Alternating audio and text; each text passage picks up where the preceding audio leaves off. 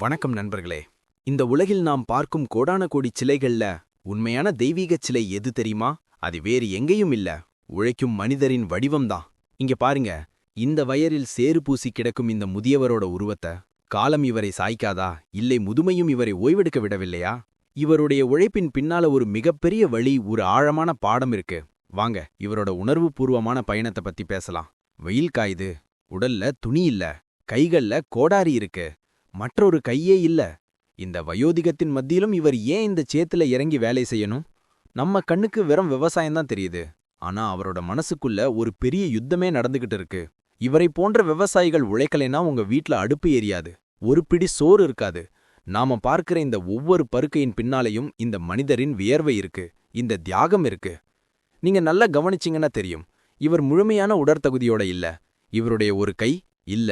ஒருவேளை இளம் வயதில் வயலில் வேலை செய்யும்போது ஏற்பட்ட விபத்தா இருக்கலாம், இல்லைனா விதி இவருக்கு கொடுத்த சோதனையா இருக்கலாம். ஒரு மாற்றுத்திறனாளி முதியவராய் இருந்தும் கூட அவர் ஓய்வை தேடல, யாரோட தயவலும் வாழக்கூடாதுன்னு நினைக்கிறாரு. அவர் கண்ல தெரிகிற அந்த தீவிரம், அது வேறு எதுவும் இல்ல, தன்னம்பிக்கை.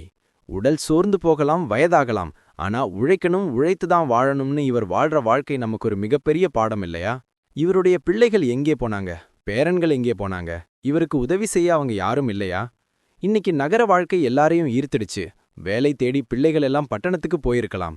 இந்த வயசானவர் தனியா இந்த பூமையையும் தன் உழைப்பையும் நம்பி வாழ்ந்துகிட்டு இருக்கலாம். இல்லைனா அவர் யாருக்காகவோ ஒரு குடும்பத்துக்காக இந்த தியாகத்தை செஞ்சுக்கிட்டு இருக்கலாம். நம்ம தலைமுறையில பல பேர் சும்மா காலையில 4 இட்லி கிடைக்குமான்னு தேடுறாங்க. ஆனா இவர் தன்னுடைய ரத்தத்தையும் வேர்வையையும் இந்த மண்ணுக்கு கொடுத்து உணவை நமக்கு தாயைப் போல கொடுத்துக்கிட்டு இருக்காரு. இவருடைய ஒவ்வொரு அடியும் உழைப்பின் மந்திரம். இனிமே நீங்க ஒரு விவசாயியை பார்க்கும்போது அவங்க முகத்துல தெரிகிற வேர்வையை சும்மா கடந்து போக மாட்டீங்கன்னு நினைக்கிறேன். உடல்ல குறை இருந்தாலும் தன்னம்பிக்கையோட இந்த வயதிலும் உழைக்கும் இந்த தாத்தாவின் வாழ்க்கை நமக்கு ஒரு பெரிய உணர்ச்சி பாடம். இந்த உழைப்புக்கு நாம் மரியாதை கொடுத்தே ஆக வேண்டும். நீங்கள் இன்று ஆரோக்கியமா இருக்கீங்கன்னா அதை சரியான வழியில் பயன்படுத்தணும்னு இந்த படம் நமக்கு சொல்லுது. இந்த காணொளி உங்களுக்கு ஒரு உணர்ச்சி பாடமாக அமைஞ்சிருந்தால் மறக்காம லைக் பண்ணுங்க. உங்களுக்கு தெரிஞ்ச ஒவ்வொருத்தருக்கும் இதை ஷேர் பண்ணுங்க.